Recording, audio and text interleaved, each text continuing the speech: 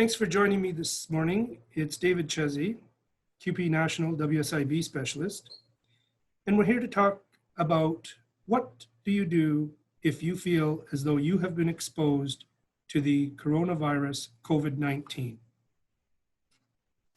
Well, if you feel as though you have been exposed to the COVID-19 virus in your workplace, there are things that you must do.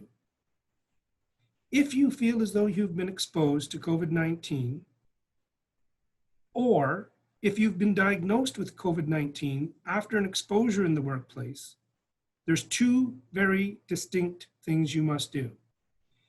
When you feel that you've been exposed, there is a form, and I will go through that with you later, that's called the exposure form, and you are to fill this out because COVID-19 has no boundaries to people or places.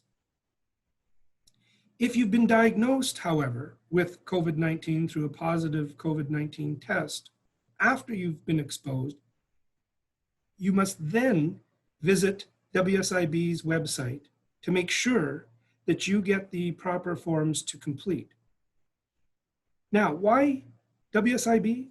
Well, if you have been diagnosed with COVID, compensation is an entitlement that you have through the Workplace Safety and Insurance Board. And at the WSIB.ca's website, you will see where you can get the Workers' Exposure Incident Form, which is known as 3958A. And then the second form, once you have been diagnosed beyond exposure, is the Form 6 that you will fill out to claim for workers' compensation benefits. If you have been diagnosed, request that your healthcare practitioner, could be your doctor, it could be a clinic doctor, whoever the case may be, they are to complete a Form 8. And those are also available on the WSIB's website for the healthcare practitioners to complete and submit directly to WSIB. But what's really important to note is when your healthcare practitioner completes this form, ensure that they write under the diagnosis COVID-19 and send that along to WSIB as soon as possible. If you can't find these forms, don't worry, there are many people that can help you. Your local union representatives who are trained in WSIB, could be your stewards, it could be your executive, and through them to your national servicing rep, all are people that can help you navigate this system and get the proper forms. Now, WSIB benefits and COVID. Let's look at that. Through WSIB, COVID-19 falls within the definition of an occupational disease. Even though it's an infection, it's still defined in the OC disease category. Therefore, where a worker contracts COVID-19 at work, and I'm emphasizing that, and is sick, they should be entitled to WSIB compensation. Now, the reason why we say should be entitled is because we are not the ones that make the decision. WSIB and their case managers in the OC disease unit are the ones that rule on benefit entitlement, because they will look back and they will look at things like the work relatedness and the connection to the workplace. And if you became ill, that is usually once you have the diagnosis. Perhaps you've been feeling mild symptoms, you could have moderate symptoms, all the way up to very severe symptoms, as we see that lands people in the intensive care units on ventilators. The next slide talks about the criteria for what WSIB, the Workplace Safety and Insurance Board, looks for before they're able to allow benefits. The first and very most important thing is you must be diagnosed with COVID-19. Now, that doesn't mean to say that if you have another infection that you've acquired through the workplace that it's not going to be considered, but for the purposes of COVID-19, that diagnosis must be the one that's on the paperwork for them to consider. And then we talk about things like the exposure that you feel that you have come in contact with that leads up to the diagnosis. It must have occurred at the workplace because of the fact that if we look at your work and the type of work you do and where you work, contracting the virus because it's community borne, we have to show that you got the virus as a result of your work and not from any other thing like being in the mall, going to get groceries, or perhaps, eating at one of your local restaurants. So the next slide is going to talk about why should you apply for WSIB benefits. Now, the first bullet is rather odd because when it says you are entitled to them, we want to make sure that people realize that, because many do not. Many feel that, oh, I've got the virus and too bad for me, I have to use my sick leave. Well, that's not the case, because when we look at the workers' compensation system, it compensates you for work-related accident, injuries, or illnesses. And COVID-19 is one of those infectious diseases that makes you ill. So therefore, you are entitled to those benefits, and they may be greater than what we currently see under the employment insurance system or the Canadian Emergency Response Benefit, or more passionately known as the CERB, which has of recent date changed slightly in its eligibility criteria and the length and duration and the monetary amount in which you're able to claim. But nonetheless, WSIB benefits can be combined with other benefits provided for under your collective agreement. So you are always trying to get what is rightfully yours. And WSIB pays 85% of your net average earnings, where some of these other emergency relief programs don't necessarily remunerate you or give you the same amount of money that you were used to when working. And yes, I have to admit that in some cases, dependent upon your employment status, some of those other programs do in fact perhaps pay you more than what you would have normally earned. However, I encourage people to file for WSIB, because in the long run, WSIB benefits are yours to be entitled to up until and including the age 65 if you continue to suffer from the ailments of, in this case, the COVID-19, but in general speaking, any work-related accident, injury, or illness. So you have a greater, higher benefit. Now, when it comes to your collective agreement, as I mentioned earlier, if you're not sure, please contact your local union. They know your collective agreement better than anybody. If they need assistance, they can talk to the national servicing rep, and we will help you with that. Now, WSIB benefits, again, do not have a set expiry date. You can receive them as long as you are unable to work due to the illness that you contracted on the job. And that could mean days, weeks, months, or years. So some other things to consider. Next slide is that the WSIB's claim should be filed as soon as possible. Now, I know that in this case, and in some cases, if you are hospitalized and you are in the ICU, that's going to be problematic. However, others can file the paperwork for you, especially when entering the hospital. Let the people know, or have your family members know, or have somebody who's taking you to the hospital know that this is as a result of an exposure to coronavirus and that the healthcare practitioners need to file a WSIB claim on your behalf. And if it's not as serious as that, then it's your responsibility to ensure that your healthcare practitioners know this, submit their paperwork, and you, the worker, submit your paperwork as soon as possible, which should be immediately if not sooner. But the law does say that you have no later than 6 months from the date that you discover that you have the disease, which is your date of diagnosis, to file for benefits. Now, I tell you that if you wait that long, the likelihood of receiving entitlement from WSIB becomes more difficult, because then time lapses and it's harder to prove the relationship to the work and how you contracted it in your workplace, and you may have difficulties in your claim.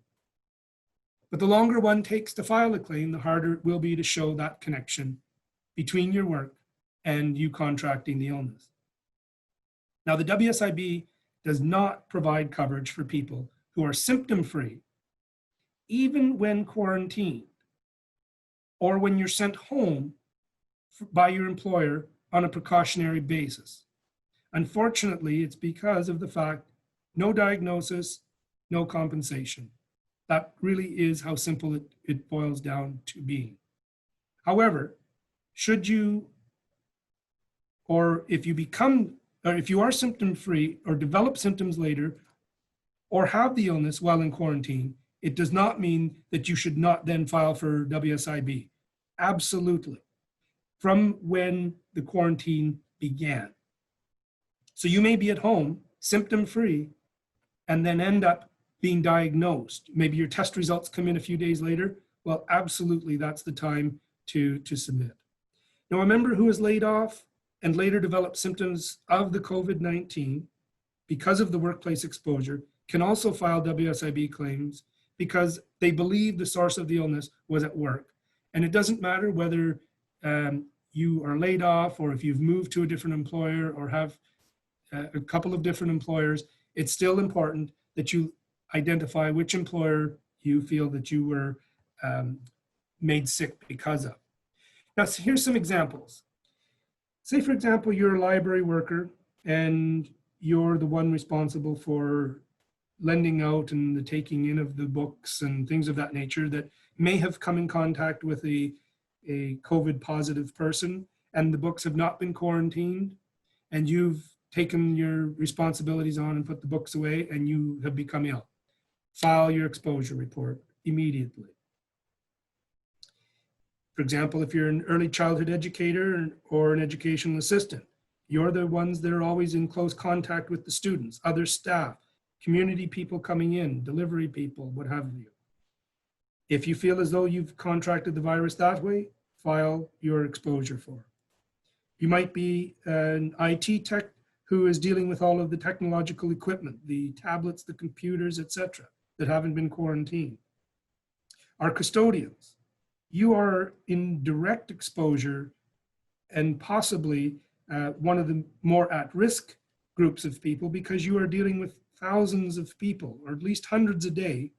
You're cleaning the desks that may have been infected, they're cleaning the walls, cleaning the washrooms, you're meeting the delivery people, you're handling the materials, the mail, etc., that is coming in and out of the system. You could be the secretary that's receiving mail. You're seeing students on a daily basis at your desk who may be sick and ill and end up COVID positive.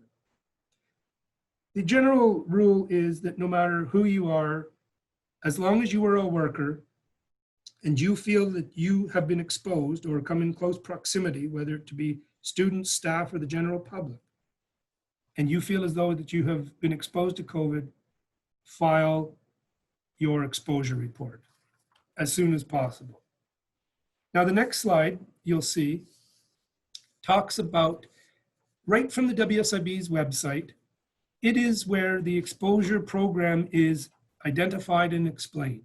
And they, being the WSIB, talk about this program of exposure incident reporting as being voluntary. Well, it is.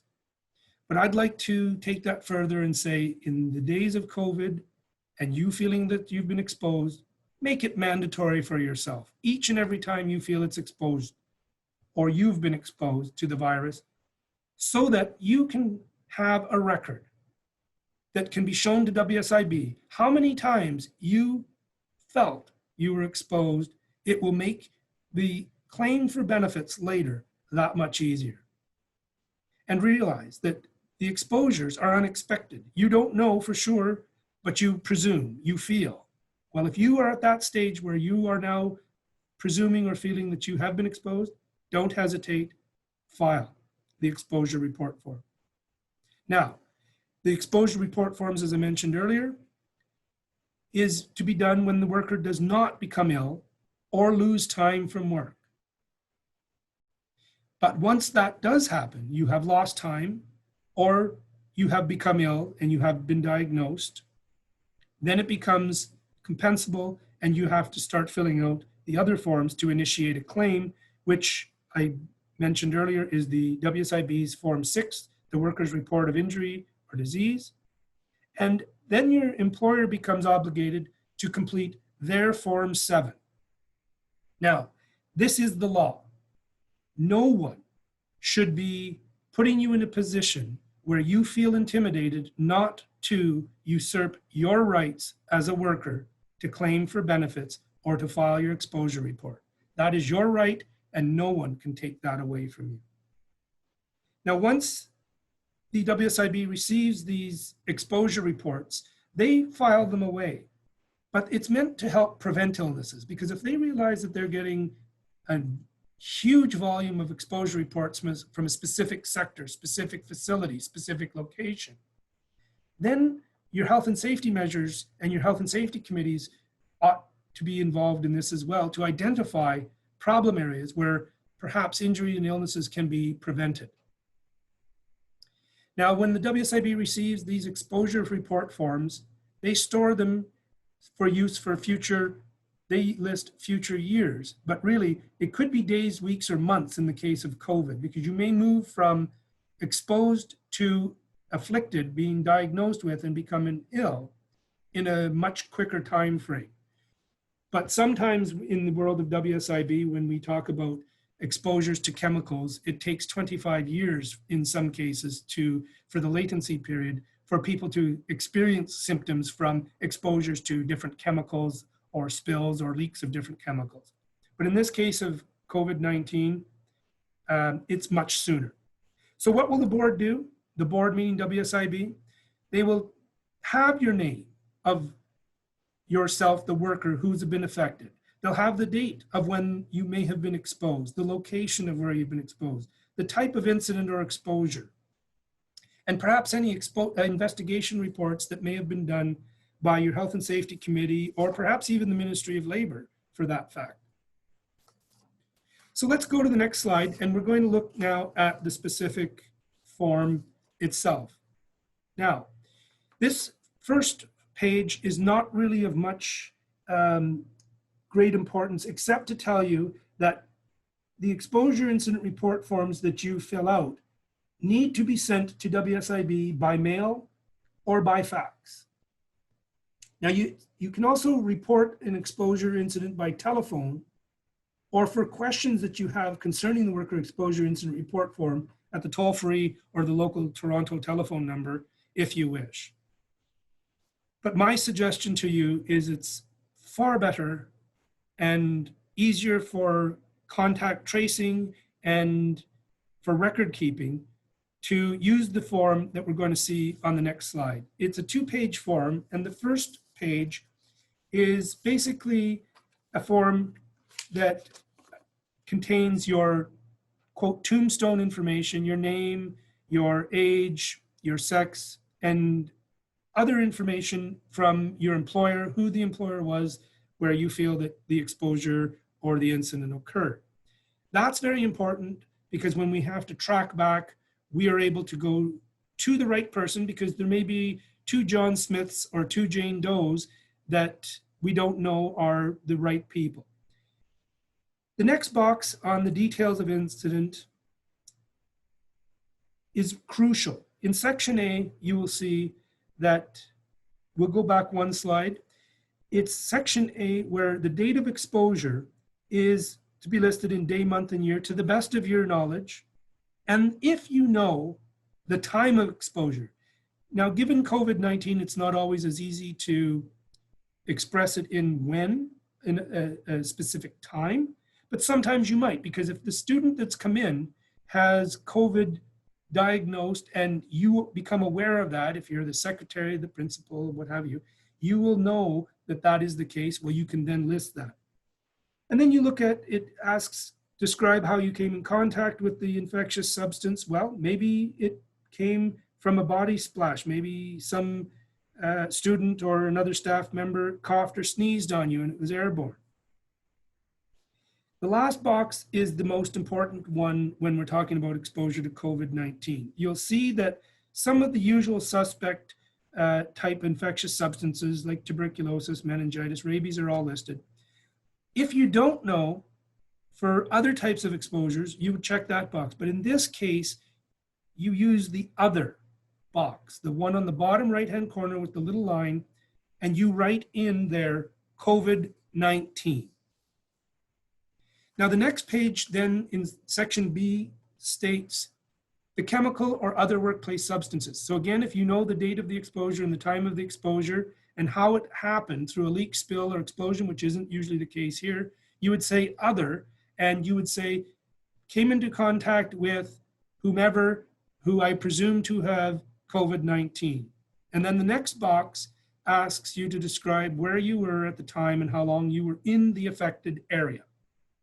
Well, that's usually easy for you to answer because you have usually a set number of working hours per day. You can list that it happened on such and such a day and any other day, and you can report and file as many exposure forms on a repeated basis if you feel that your exposure is repeated and ongoing on a daily, weekly, or monthly basis. Now, I know that your employer and the WSIB will probably not be so happy to hear from you so frequently, but that is your right as a worker and no one can take that away from you. Now the next box, in that box, you can also express diagrams. So you might want to put a floor plan of the school and show where you feel as though the exposure was or why. That's your time to tell your story. Now I realize that box looks rather large on a form, but quite honestly, it's not. Do not feel free to add additional pages. You can type something out on a computer, print it off and attach it. Always put your, if you have a claim number, which at this point you likely won't because when you file exposure reports, that doesn't happen. But later on, if it becomes a claim and you are assigned a claim number and you are entitled to benefits, any reports that you send in, I always encourage you to include your claim number on it. Now the second box is what personal protective equipment were you wearing at the time? Well, given the day and time, we are all usually expected to follow the protocols as established by our school boards or by our employers or by public health.